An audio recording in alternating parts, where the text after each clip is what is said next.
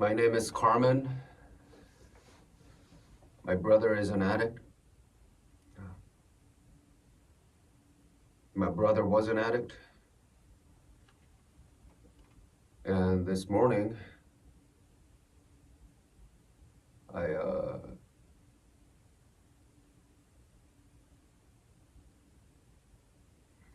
forgot, I'm sorry.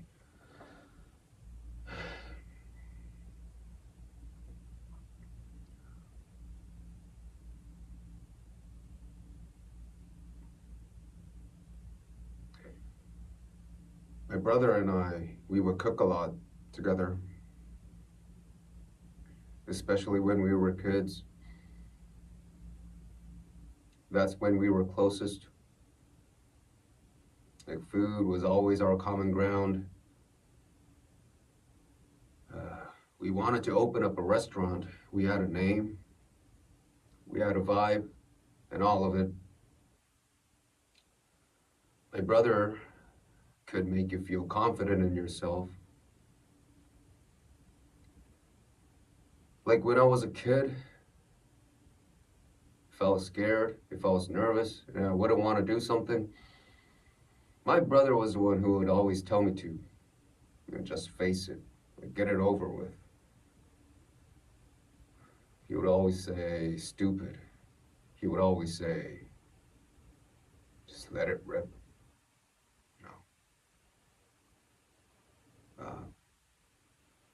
He was loud, hilarious, and he had this amazing ability where, like, he could just walk into a room and, like, take the temperature of it instantly. Like, he could dial it. Man, but I wasn't built like that. I didn't have a lot of friends when I was growing up. I had a stutter when I was a kid. I was scared to speak half the time. I had shitty grades because I couldn't pay attention in school. I didn't get into college. Didn't have any girlfriends. Well, I don't think I'm funny. No.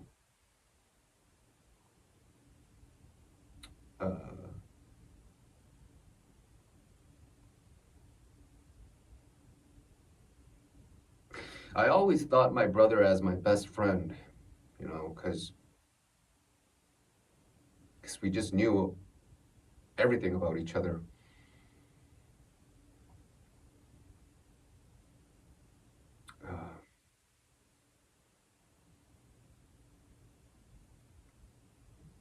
Except that everybody else thought he was their best friend.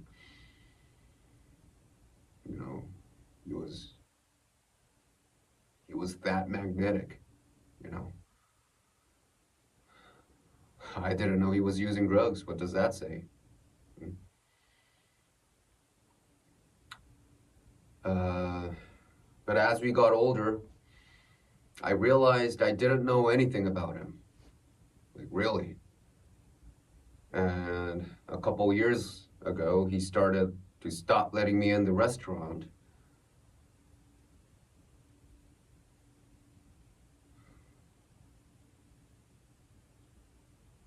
I don't know what was going on. I didn't know.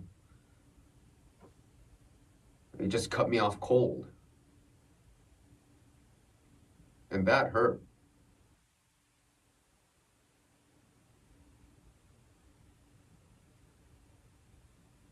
And at the time, I think that flipped the switch in me, where I was like, okay, fuck you.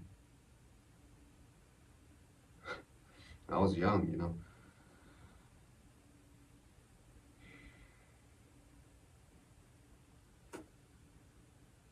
I was like, watch this.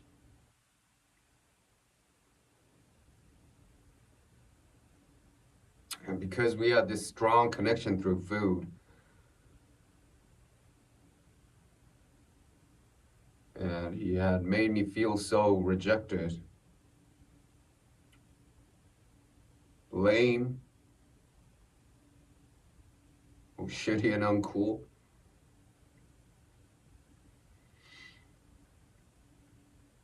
I made this plan where I was gonna be working in all of the best restaurants in the world.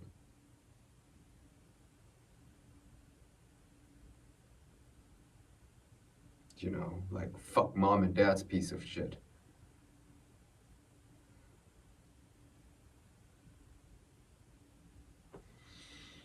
I know it's ridiculous me saying that now, but that's what I did.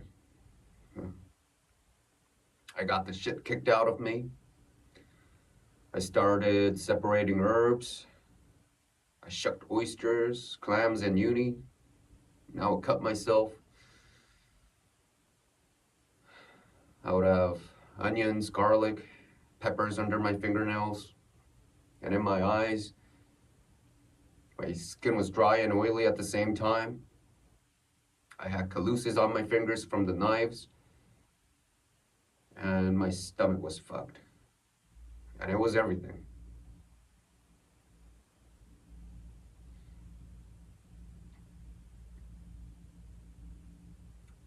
And a couple of years later, this funny thing happened to me. Why, for the first time in my life, I started to find this station for myself. Like I was fast, and I wasn't afraid, and it was clear.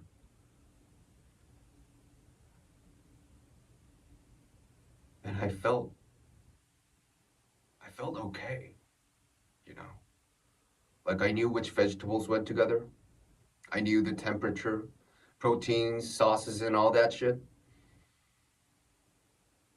And when somebody new came into the restaurant, I would look at them like they were at a competition or something, you know? Like I would smoke that motherfucker. Because I felt like I could speak through the food and communicate through creativity.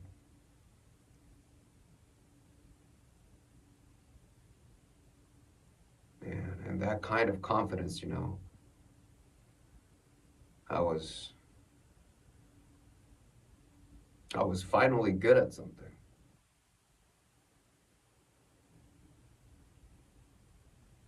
And that felt so new and exciting.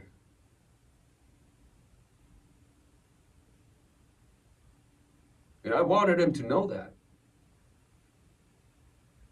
Like, fuck. I wanted him to be like, good job, bro. You know?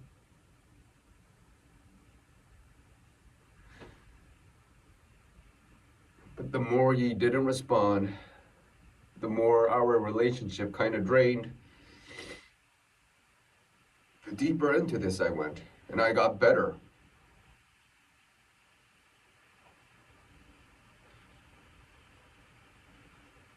The more people I cut out, the quieter my life got. And the routine of the kitchen was so consistent, so exacting, and busy, hard, and alive. And I lost track of time, and he died.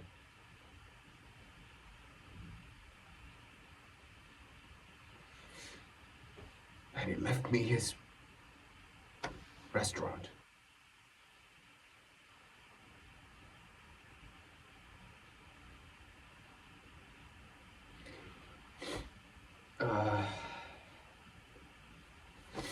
Yeah, and so for the past couple of months, I've been trying to fix the restaurant because it was in rough shape.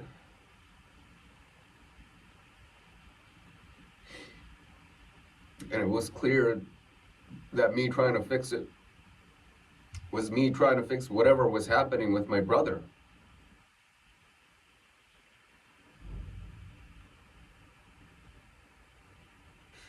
I don't know. Maybe fix the whole family. goes to a restaurant,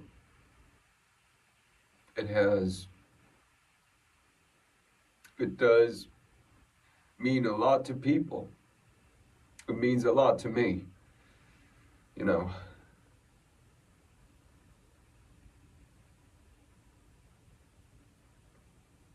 But I just don't know.